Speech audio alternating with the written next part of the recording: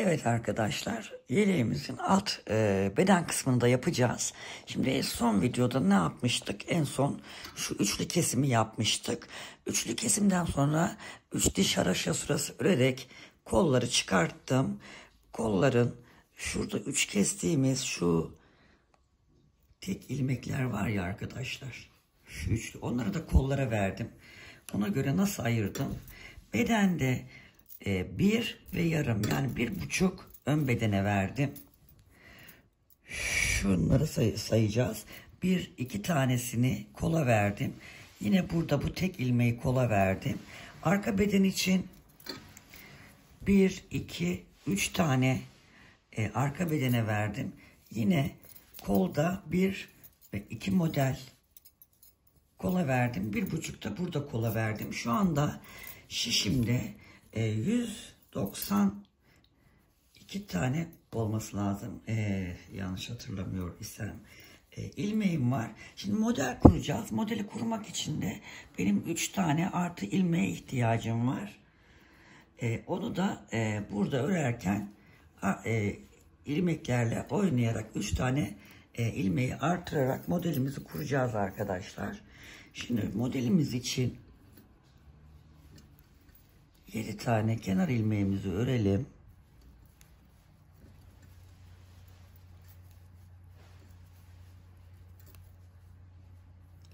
İki, 4, 6, 7. Evet. 7 tane kenar ilmeğini ördükten sonra arkadaşlar bir tane düz örüyorum. İpi kendimden tarafa alıyorum. Burada 2 ilmeği kesiyorum. Bu kenarda 2 ilmek kesilecek model açısından düzgün gitmesi için. Şimdi 2 tane kestikten sonra 1, 2, 3, 4 ve 5 tane düz örüyorum. Bir doluyorum, bir düz örüyorum ve bir doluyorum. Tekrar 1, 2, 3, 4, 5 tane düz örüyorum. İpi kendimden tarafa alıyorum. Şimdi artık 3 ilmeği birlikte alıyoruz bu şekilde. Şunu bir örerek tek ilmeğe düşürüyoruz arkadaşlar. Tekrar 1, 2, 3, 4, 5 tane düz örüyoruz. Ne yaptık? Bir düz ördük, 2 ilmeği kestik, 5 tane düz ördük, bir doladık, bir artırdık, bir doladık, bir düz ördük, bir artırdık, 5 tane düz ördük, 3 tane kestik, tekrar 5 tane düz ördük. 5 tane düzden sonra doluyoruz, tekrar artırıyoruz, bir düz örüyoruz, tekrar bir doluyoruz, 5 tane düz, 1, 2, 3, 4, 5 tane düz örüyoruz. İpi kendimizden tarafa alıyoruz, 3 ilmeği birlikte keserek tek ilmeğe düşürüyoruz ve tekrar 1, 2, 3, 4, 5 tane düz örüyoruz. Bir doluyoruz, bir düz örüyoruz, bir doluyoruz. 1, 2, 3, 4, 5 tane düz örüyoruz. 5 düzden sonra 3 tane ilmeği keseceğiz. Şu şekilde 3 ilmeği alıyoruz. Kesiyoruz. Burada 1, 2, 3, 4, 5 tane düz örüyorum. Yine artırıyorum. Bir düz örüyorum, bir artırıyorum. 1, 2, 3, 4, 5 tane düz örüyorum. 5 düzden sonra 3 tane ilmek artıracaktım ya arkadaşlar. Şimdi 2 tane kesersem bir tane ilmeği artırmış olurum. Bunu üçlü kesim yaptığımız gibi düşüneceğiz ama ilmeğe ihtiyacımız olduğu için burada bir tane artırmış oldum. 2 tane keserek 1, 2, 3, 4, 5 tane düz örüyorum. Bir doluyorum, bir düz örüyorum, bir doluyorum. Tekrar 1, 2, 3,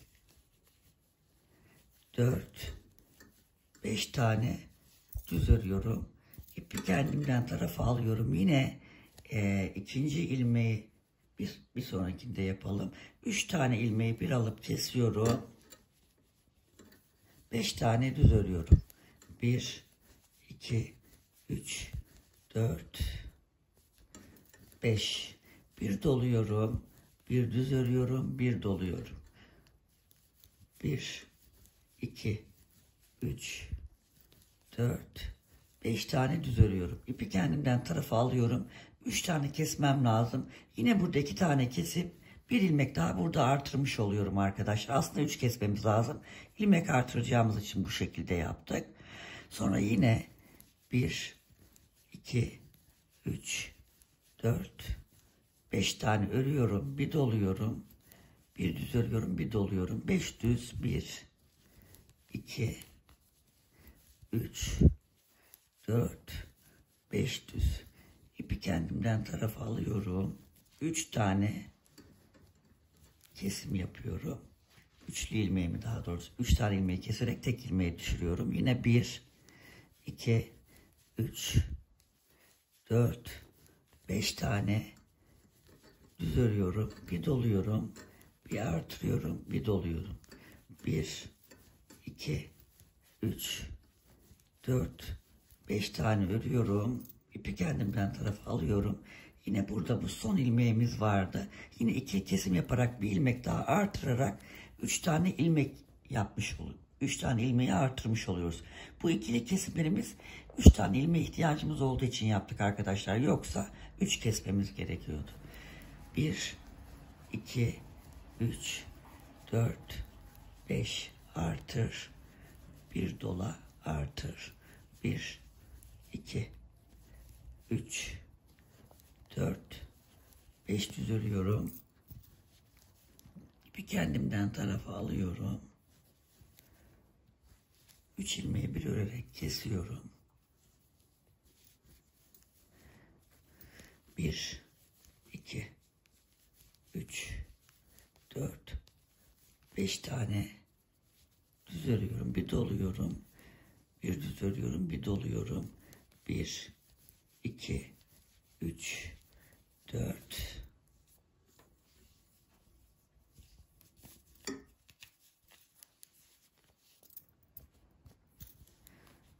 ve 5 tane düz örüyorum arkadaşlar. Yine 3 ilmeği bir alarak kesiyorum. 1, 2, 3, 4, 5 tane düz ördükten sonra bir doluyorum. Bir düz örüyorum. Bir doluyorum. 1, 2, 3, 4, 5 tane düz örüyorum. İpi kendimden tarafa alıyorum. 3 ilmeği birlikte örüyorum. Yine 1, 2, 3, 4, 5 tane düz örüyorum. Dola. Bir düz ör. Dola. 1, 2, 3, 4, 5 tane düz örüyorum. İpi kendimden tarafa alıyorum. 3 ilmeği birlikte kesiyorum. 1, 2, 3, 4, 5. Bir doluyorum. Bir düz örüyorum. Bir doluyorum. 1, 2, 3, 4, 5 düz örüyorum. İpi kendimden tarafa alıyorum. Burada 2 ilmeği birlikte kesmem gerekiyor. Şurada yine bir ilmek artırımı yapalım. Artırmadan sonra 1, 2, 3, 4 bir ilmeğe ihtiyacımız daha var.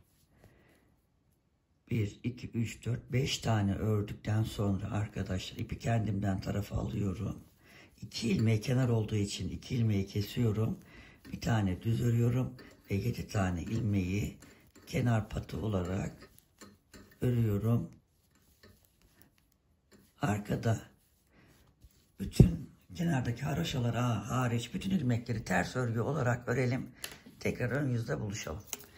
Evet, Robamızda 196 ilmeğimiz vardı. 4 tane de ilmek artırarak 200 tane ilmeğimiz oldu arkadaşlar. Birinci sıra model kurulumunu da yaptık. Birinci sırayı çok dikkatli yapalım. Şaşırmayalım. Ne yapmıştık birinci sırada? Bir tane düz ördük, kenar ilmeği olarak düşünelim. Sonra 2 kestik, 5 düz ördük, 1 artırdık, 1 düz ördük, 1 artırdık, 5 düz ördük, 3 kestik, 5 düz ördük. Sonra yine 1 artırdık, 1 düz ördük, 1 artırdık, 5 düz, 3 kes şeklinde sıra sonuna kadar gittik. Sıra sonunda kenardaki kesmeyi 2 yaptık ve bir tane kenar ilmeği örerek örneğimizi tamamladık. Arkayı da ters olarak ördük, geldik. Şimdi ikinci sıradayız. Artık ikinci sırada modelimiz daha kolay gidecek. Kurulumunu yaptığımız için 2, 4, 6, 7 tane kenar ilmeğini yaptım. Daha doğrusu haroşayı ördüm. Bir tane düz ördüm. İpi kendimden tarafa aldım arkadaşlar. 2 ilmeği bir örerek kestim. Örneğimizin başında ve sonunda burada 2 ilmek keseceğiz. Şimdi 1, 2, 3, 4 tane düz ördüm. Bakın artırma yerine geldim. Bir artırdım. Burada şimdi 3 tane düz öreceğim. Bir artırdım. Bir önceki sırada bir artırdım, bir düz ördüm, bir artırdım. Burada bir artırdım, 3 düz ördüm, bir artırdım. Yine 1, 2, 3, 4 tane düz ördüm. Bir öncekinde 5 örmüştüm. Çünkü ortadan kesmeye başladığım için ilmeklerim azalmaya başladı. 3 tane ilmeği kesiyorum. 4 tane düz örüyorum. 4 düzden sonra bir tane artırıyorum. 1, 2, 3 tane düz örüyorum. Bir artırıyorum. 1, 2, 3, 4 tane düz örüyorum. İpi kendimden tarafa alıyorum. 3 ilmeği birlikte örerek kesiyorum. Ve yine 4 tane düz örüyorum. Bir önceki sırada 5 düz örmüştük, 3 kesmiştik. Şimdi 4 düz örüyoruz, 3 kesiyoruz. Yine doluyorum. 3 tane düz örüyorum, bir doluyorum. 4 tane düz örüyorum ve üçlü kesimimi yapıyorum.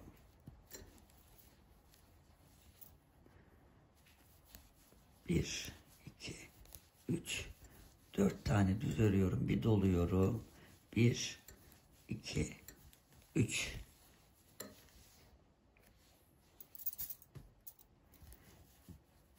Bir doluyorum. 4 tane. 1, 2, 3, 4 tane düz örüyorum. İpi kendimden tarafa alıp 3 ilmeği birlikte örerek kesiyorum. Yine 4 düz. 1, 2, 3, 4. Şimdi artıracağım. 3 düz öreceğim, artıracağım. Sıra sonuna gelelim. Sıra sonuna doğru yaklaştık. Bir artırdım. Pardon. Kestikten sonra 4 tane düz ördüm. Bir artırdım. 1, 2, 3 tane düz ördüm. Artırdım. 1, 2, 3, 4 tane düz ördüm. Evet, burada kenarda da yine 2 tane keseceğiz. Her iki kenarda 2. Sonra bir tane kenar ilmeği ördükten sonra sevgili arkadaşlar 7 tane kenar ilmeğimizi örelim. Arkada bütün ilmeklerimizi ters örelim. Sıra başında tekrar devam edelim. Örgümüzün yine ön yüzündeyiz arkadaşlar. Burada da bir göstereyim başlangıcı, sonra devam edeceğiz. 7 tane kenar haroşamı öreyim. 4, 5, 6, 7. Burada bir düzümü örüyorum. Yine 2 ilmek kesiyorum. Sonda da 2 ilmek keseceğiz. Bu sefer de 1, 2, 3'e düştü ilmeğimiz arkadaşlar. 5'ti, 4'tü, 3 oldu. Bir artırıyorum. 1, 2, 3, 4, 5 artırıyorum. 1, 2, 3 tane düz örüyorum. İpi kendimden tarafa alıyorum. 3 ilmeği kesiyorum. 1, 2, 3 tane düz örüyorum. 1 doluyorum. Buradaki 5 ilmeği örüyorum. 1, 2, 3, 4, 5 artıracağız şimdi.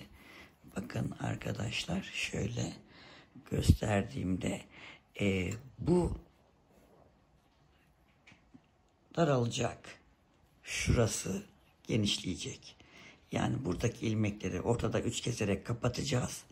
Buradaki ilmekleri kenarlarından artırarak genişleteceğiz arkadaşlar.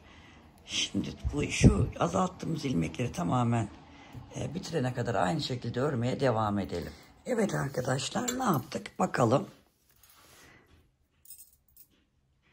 Burada bir ilmek ve kenarlarından artırma yaparak burayı genişlettik. Burada da ortadaki 3 ilmekleri keserek burayı tek ilmeğe düşürdük. Şimdi modelin ikinci kurulumunu da göstereyim sizlere. Onu da şu şekilde yapacağız.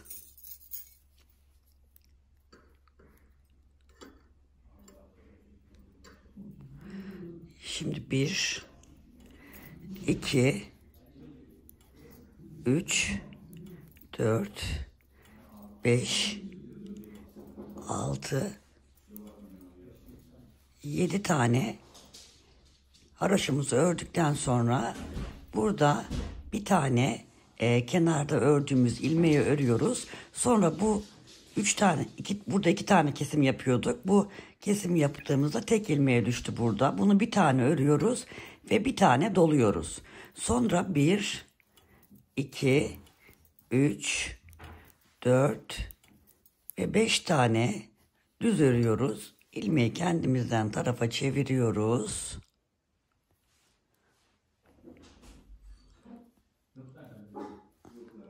Bu 3 tane ilmeği bir örerek kesiyoruz.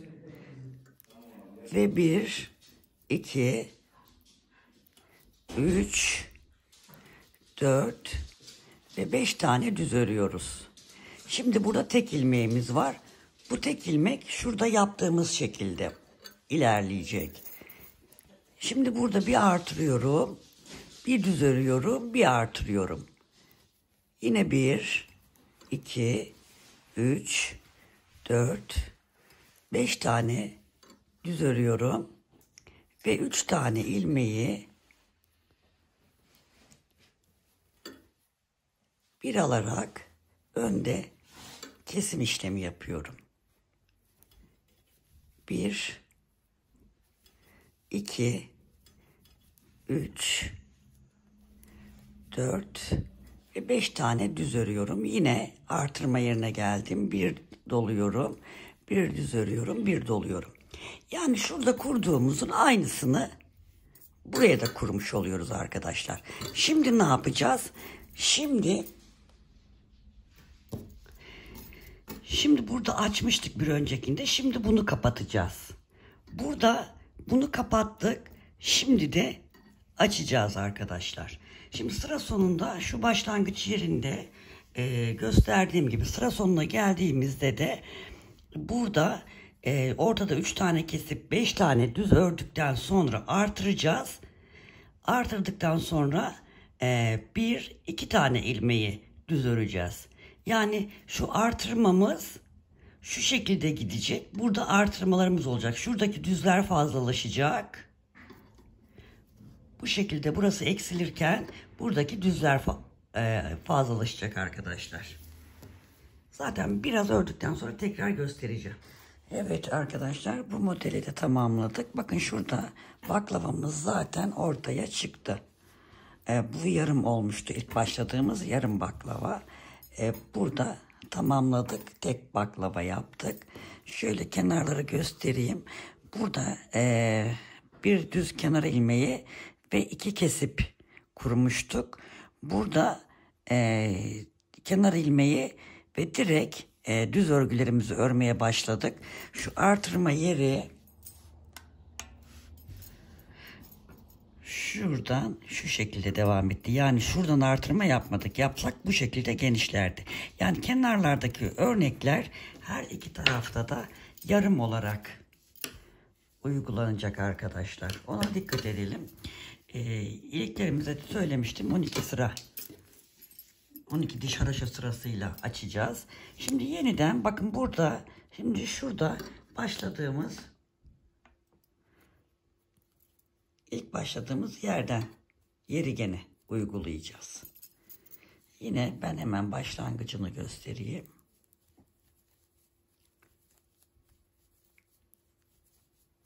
Yedi tane kenar ilmeği ördükten sonra bir tane kenar ilmeğimizi örüyoruz. İpi kendimizden tarafa alıp 2 tane kesiyoruz arkadaşlar.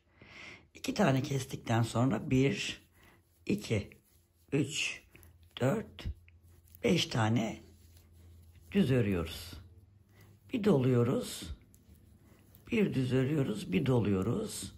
1, 2, 3, 4, 5 tane düz örüyoruz. İpi kendimize çevirip 3 ilmeği birlikte örüyoruz. Kesiyoruz yani. Yine 1, 2, 3, 4 ve 5 düz örüyoruz. Ve artır bir ör artır şeklinde devam ediyoruz arkadaşlar. Yani şurayı uygulamaya başladık. Oldukça basit aslında. Mantığını anlamışsınızdır.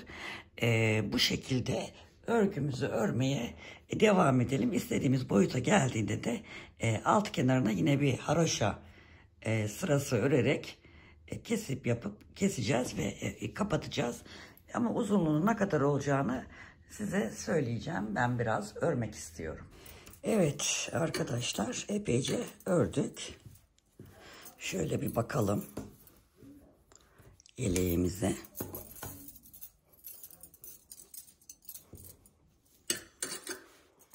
Evet. Bence bu beden uzunluğu yeterli. Şöyle sayarsak arkadaşlar şuradan doğru. Şöyle bakalım. Şunları sayalım, yarımları sayalım. 1, 2, 3, 4 yarım. Dilimleri, baklavaları sayarsak şu 1, şu 2, şu 3.'yü kapattıktan sonra, yani 1, 2, 3.'yü kapattıktan sonra artık haroşa öreceğiz arkadaşlar. Etek ucunu 4 sıra düşünüyorum. Haroşayı biliyorsunuz zaten. Ön diş haroşa sırası olacak şekilde haroşamızı örelim. Sonra keselim. Kesmeyi de gösterdim daha önceki videolarımda da.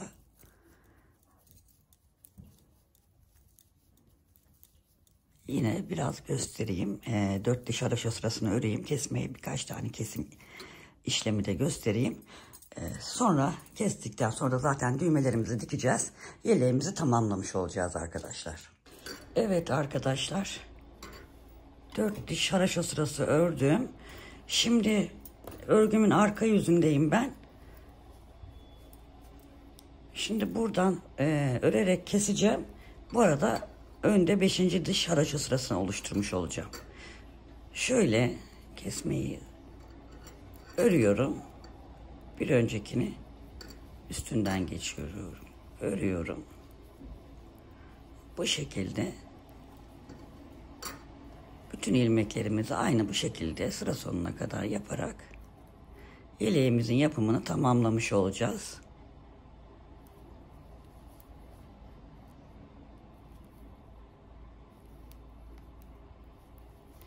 Yeleğimiz 4-5 yaşa uygun bir yelek çalışması oldu. Genelde hep 1-2 yaş örüyoruz. Yapmak isteyenlere de fikir olur.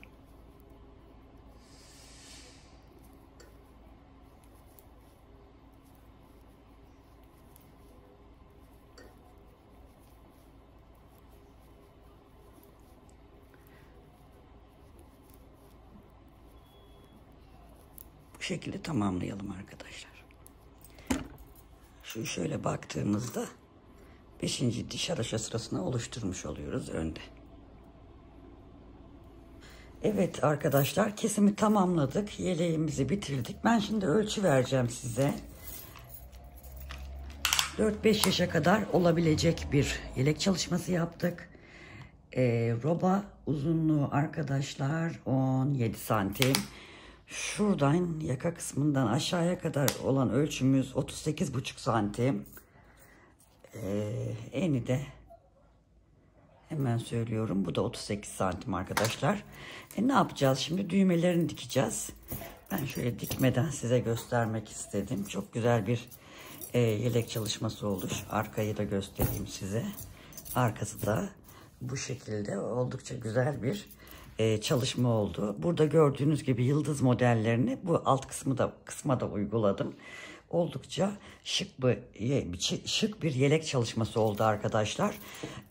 Kanalıma lütfen abone olup beğeni ve yorumlarınızla beni desteklerseniz çok memnun olurum. Bizim için çok önemli arkadaşlar. Sizin için belki şey gelebilir ama benim için çok önemli. Bir tık, bir beğeni, bir yorum benim için çok önemli. Çok teşekkür ediyorum. Yapacak olan arkadaşlara kolay gelsin diyorum. Bir sonraki videoda görüşmek üzere. Sevgiyle kalın, hoşça kalın arkadaşlar.